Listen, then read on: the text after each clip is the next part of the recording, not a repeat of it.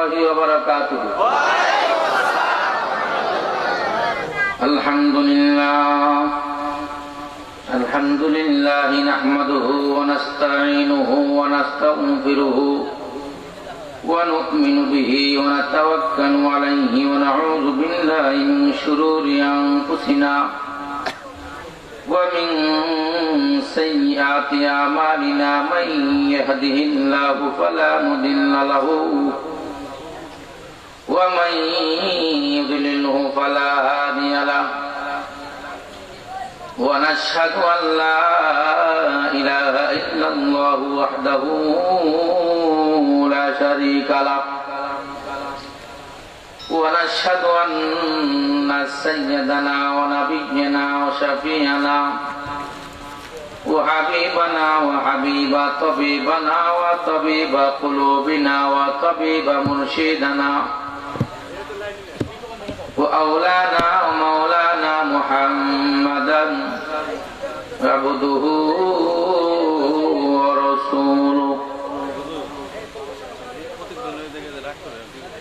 الذي أرسله بالحق بشيرا ونذيرا وداعيا من الله بإذنه وسراجا وقمرا منيرا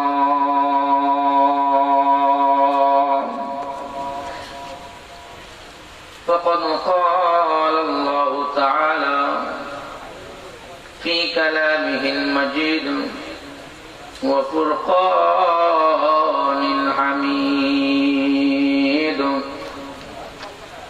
সকলে আমার সাথে পড়ি আউযু বিল্লাহি মিনাশ শাইতানির রাজীম বিসমিল্লাহির রাহমানির রাহিম আলহামদুলিল্লাহিল্লাযী আনজালা আলা عبده الكتاب ولم يجعل له عوجا قيما لينذر بأسا شديدا من لدنه ويبشر المؤمنين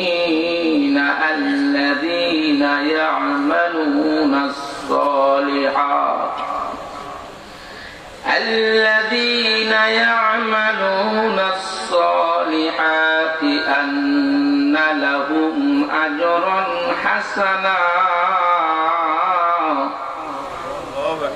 ماكثين فيه أبدا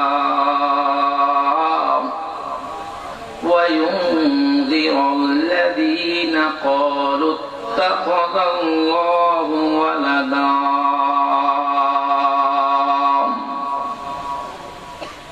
فقد قال رسول الله صلى الله عليه وسلم الدين والنصيحة فقد قال الله تعالى في كلامه المجيد وفرقان الحميد إن الله وملائكته يصلون على النبي يا أيها الذين آمنوا صلوا عليه وسلموا تسليما